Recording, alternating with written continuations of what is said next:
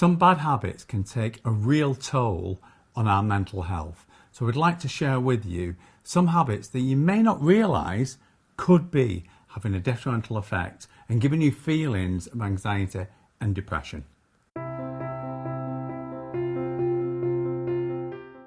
We'd like to share with you some habits that could be detrimental to your mental health and could be contributing to your feelings of anxiety, low mood or depression. And the first one is lack of sleep.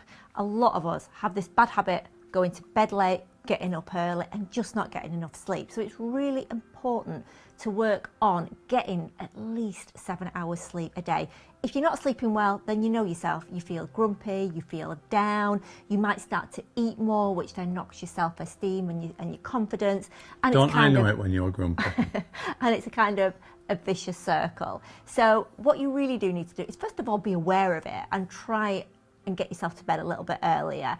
Try not to drink too much coffee later on in the evening. It's a stimulant. Try not to face or be involved in stressful situations kind of later on in the evening, because again that has a negative effect. And mobile phone devices that you might be reading in bed, those aren't great either, because the blue light actually affects the hormone that makes us feel sleepy. So avoid your devices when it's time to go to sleep. The second thing is to consider spending too much time on social media. We know, we can't live without social media. We know it's important to keep in touch with people. However, spending too much time on social media can leave you feeling low and even inadequate. There was a recent survey where they surveyed 1,500 people on Facebook and Twitter, and 60% of those people found that when they compared themselves to other people on there, that they felt jealous about their lives because they seemed to be out all the time having fun and they weren't. And that actually made them feel inadequate and depressed. Yeah. And then 30% of people said that some social media outlets actually just made them feel lonely. Yeah. So, I think it's important to limit the amount of time that you have on social media in a day. And a lot of people just get into that bad habit of waking up, the first thing they do is check the phone, the social media. Maybe just say what we do.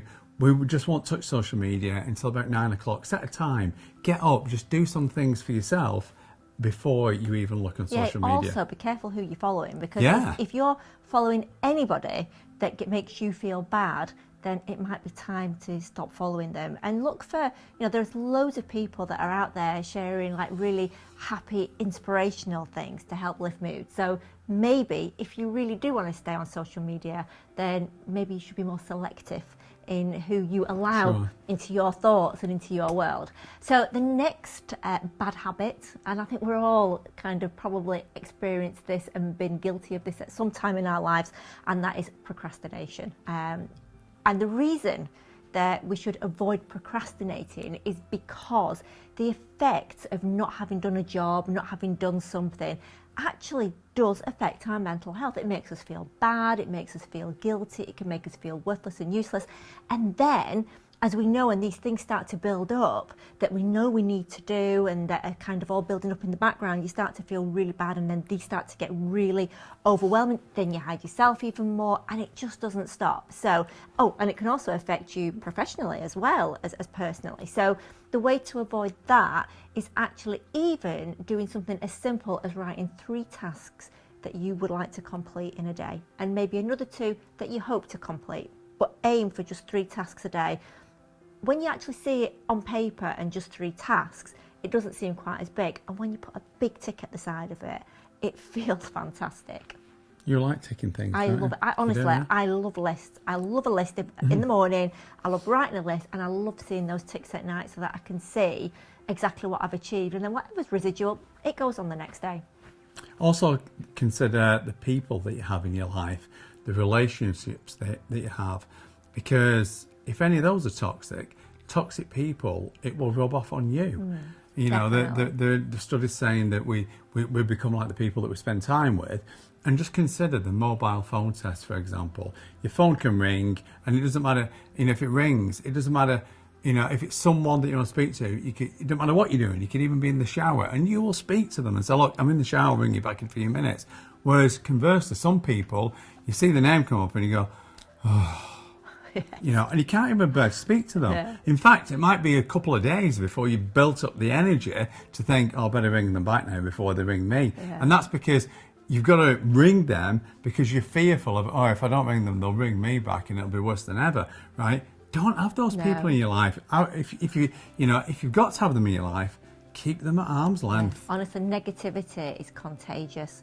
So Nick's absolutely right. You know. And as Eva said before, if it's anyone on social media that gives you a feeling like that, just unfollow them straight away. And if it's someone, you know, contacting you, just block them. Honestly, you don't put up with that stuff. So another habit that you may have, which is really a bad one, is bottling things up, not talking about how you're feeling. Honestly, there is so much to be said for a problem shared, and there's so much to be said for speaking out and kind of just offloading the burden, because quite often we hold things in our own mind and then it kind of starts to fester and it gets bigger. Imagine a pressure cooker.